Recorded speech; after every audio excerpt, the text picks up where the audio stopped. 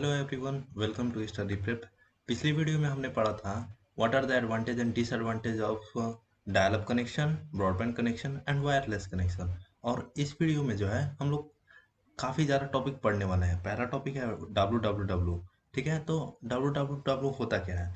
तो डब्ल्यू देखिए जनरली क्या है, जब भी कोई यूज़र है, इंटरनेट यूज़र इंटरनेट पे कुछ पब्लिश करता है, या तो वो डॉक्यूमेंट हो, फाइल हो, फोल्डर हो, इमेज हो, वीडियो हो, वो सब जो है डब्ल्यू के पास ही स्टोर होता है। जैसे आप कुछ भी देखो, जैसे मैं आपको एक एग्जांपल दिखाता हूँ, एक मिनट। जैसे आप देखो, इंटरनेट पे अगर जाकर सर्च करते हो व्हाट इज डब्ल्यू,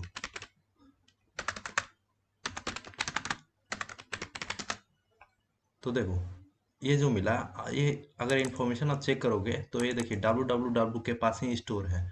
तो ये शो करता है डब्ल्यू एक सर्वर है जहाँ पे आप अगर कुछ भी पब्लिश करते हो तो डब्ल्यू के पास ही जाके स्टोर होता है। तो देखिए, अगर एग्जाम में आ जाए तो इसका डेफिनेशन क्या होगा? तो it is a way of exchanging information between computer on the internet. ये क्या है? एक तरीका है, एक जरिया है इंफॉर्मेशन को एक्सचेंज करने का। जैसे देखो, अगर मैंने जो अभी मतलब आप अगर किसी का एग्जांपल ले लो, उसने अगर इंटरनेट पे कुछ भी पब्लिश किया है, आप अगर उसको पढ़ते हो, अगर आपको इन्फॉर्मेशन मिलता है, तो वो एक्सचेंज ऑफ इन्फॉर्मेशन हुआ। तो उसी तरह तो डब्ल्यू जो है 13 मार्च 1980 को लॉन्च किया गया था बाय टिम बर्नर्स-ली। ठीक है, तो यहाँ पे टिम बर्नर्स-ली का जो है स्पेल थोड़ा मिस्टेक हो गया, TIM होगा। ठीक है, तो डब्ल्यू जो है उसका 4 मेन एट्रीब्यूट्स है, आप बोल सकते हो उसका फीचर्स है। ये पहला ये है कि यह यूजर फ्रेंडली है। यूजर फ्रेंडली का मतलब क्या है? ये जो है ना, आप कोई भी वेब ब्राउजर ले लो, उस पे जो है ना डब्ल्यू पे ही सब सारा चीज रन करता है। जैसे मैंने अभी आपको जो दिखाया डब्ल्यू के पास स्टोर था, वो क्रोम ब्राउजर में था। ठीक है, तो आप कोई भी ब्राउजर ले लो या इंटरनेट एक्सप्लोरर ले लो, फायरफॉक्स ले लो, वो सारा सारा में डब्ल्यू एट्रीब्यूट से ही रन करता है, डब्ल्यू ही रन करता है। ठीक है, और सेकंड होता है मल्टीमीडिया। देखिए, तो मल्टीमीडिया का क्या होता है? आप अगर सिर्फ वीडियो बोलते हो या सिर्फ ऑडियो, सिर्फ अगर एक सिंगल वीडियो का बात करते हो तो सिर्फ मीडिया हुआ। अगर आप कलेक्शन ऑफ मीडिया बोलोगे, यानी कि audio, video, graphics, text, animation, तो ये सब होता है मल्टीमीडिया। तो आप अगर इंटरनेट पे सर्च करते हो कुछ भी, तो आपको क्या मिलता है? एक पेज में वीडियो भी मिल जाता है, ऑडियो भी मिल जाता है, टेक्स्ट भी मिल जाता है, ग्राफिक्स में मिल जाता है। तो उसी को कहा जाता है मल्टीमीडिया। मल्टीमीडिया डॉक्यूमेंट्स आपको अवेलेबल होंगे। जैसे देखिए, यहाँ पे मैंने लिखा है W allows users to create and display web pages that contains various graphics, audio, video, animation and text. ठीक है, मैंने जो बताया अभी वही है। और थर्ड है इंटरेक्टिव। देखिए, अगर आप अभी एक मिनट फिर से एग्जांपल दिखाता हूँ इंटरेक्टिव होता है। जैसे देखिए, आप अगर किसी पे भी यहाँ पे मतलब कोई भी टेक्स्ट के पास आप क्लिक करते हो तो वो आपको दूसरे पेज में लिंक कर देगा। तो देखिए, ये इंटरैक्टिविटी बढ़ाता है। आप अगर किसी पेज वर्ड पे क्लिक किए और आप अगर दूसरे पेज पे चले गए या फिर उससे लिंक कुछ भी आसपास में आप गए, तो उसी को कहा जाता है हाइपर लिंक। तो ये इंटरैक्टिविटी बढ़ाता है उसका। ठीक है, तो अब देखिए, www provides interactivity using hyperlinks. ठीक है, अभी हमने बताया इंटरैक्टिविटी बढ़ाता है कैसे, तो हाइपरलिंक्स के द्वारा। आप अगर www के बारे में सर्च किए हो तो उस पर क्लिक करोगे तो नेक्स्ट पेज पे जाओगे उसके www के पास। ठीक है, और ये जो है फ्रेम्स, फ्रेम्स क्या होता है ना, जैसे आप अभी हमने दिखाया, अभी सेम जो मल्टीमीडिया आपने पढ़ा वही सेम होता है फ्रेम्स। आपको एक ही पेज में एक से ज़्यादा कंटेंट मिल जाएगा, इंडिपेंडेंट सेक्शन का एक कंटेंट मिलता है आपको। जैसे कहीं के पास एनिमेशन होगा, आप अगर एनिमेशन पर क्लिक करोगे तो कुछ नया फाइल खुल जाएगा, कुछ नया पेज खुल जाएगा। तो उसी को कहा जाता है, मतलब एक ही पेज हो पर कंटेंट ढेर सारा हो, उसी को फ्रेम्स। एक फ्रेम में कितना कंटेंट ऐड हो सकता है, उसी को कहा जाता है फ्रेम्स। ठीक है, और नेक्स्ट टॉपिक है हमारा वेब पेज। तो वेब पेज देखिए है क्या? वेब पेज काफ़ी सिंपल टर्म है। जैसे देखिए, हमने यहाँ पे सर्च किया वापस से व्हाट इज डब्ल्यू।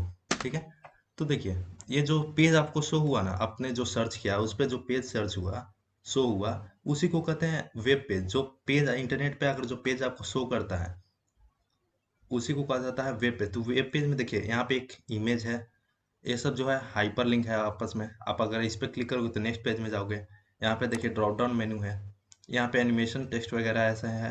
तो वेब पेज में क्या हो सकता है? देखिए, वही अभी लिखा, पहले पढ़ देता हूँ इसका डेफिनेशन क्या होगा। देखिए, the backbone of the W is made up of files or documents called pages or web pages that contain information and links to resource both text and multimedia. अभी हमने मल्टीमीडिया का मतलब बताया आपको।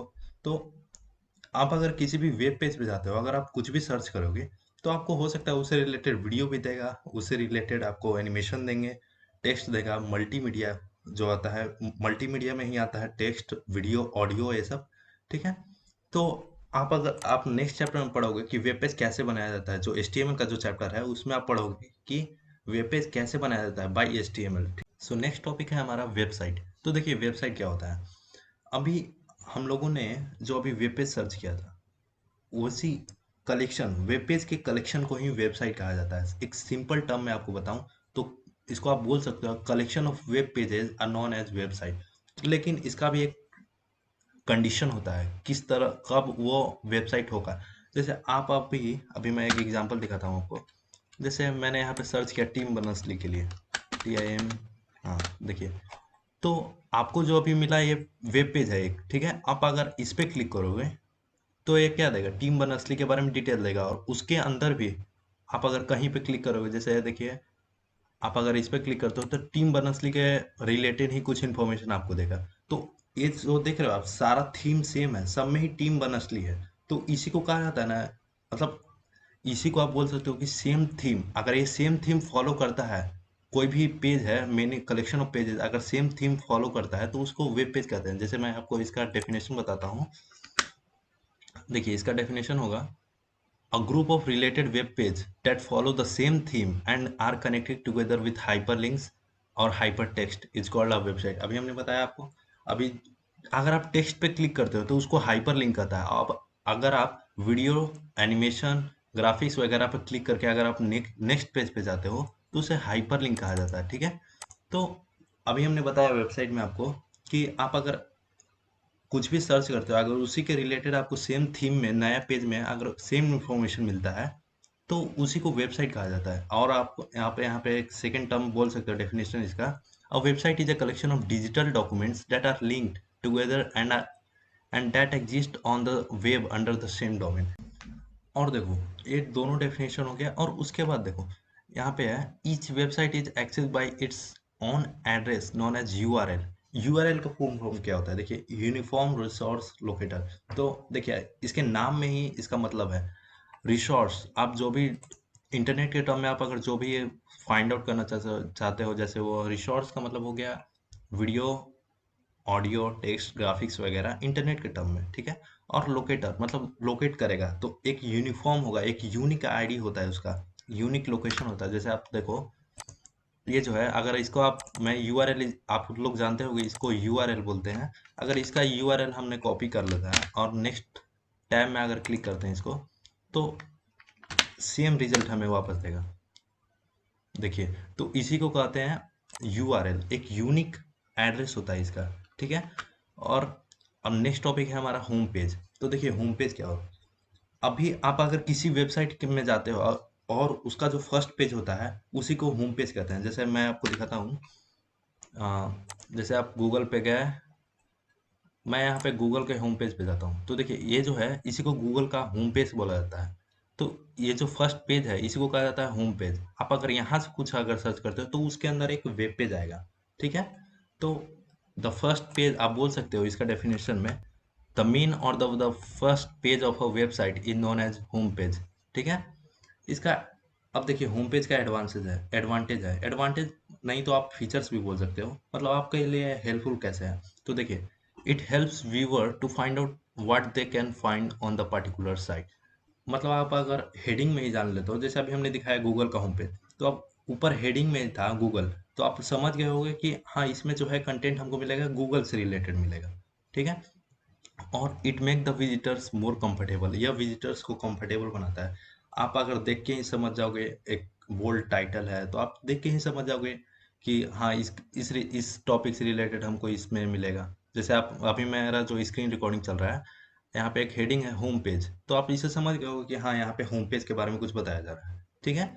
तो उसी तरह से नेक्स्ट टॉपिक है हमारा वेब ब्राउजर। तो देखिए जनरली वेब ब्राउजर जो है दो तरह के होते हैं, एक होता है टेक्स्ट ब्राउजर, एक होता है ग्राफिकल वेब ब्राउजर। तो टेक्स्ट ब्राउजर क्या होता है, तो देखिए, टेक्स्ट ब्राउज़र क्या होता है? टेक्स्ट ब्राउज़र का एग्ज़ाम्पल आता है लिनक्स। आप अगर कुछ भी अगर सर्च कर, जैसे देखिए एक बता देता हूँ यहाँ पे, टेक्स्ट ब्राउज़र होता क्या है? A browser that only contains text based information is known as text web browser.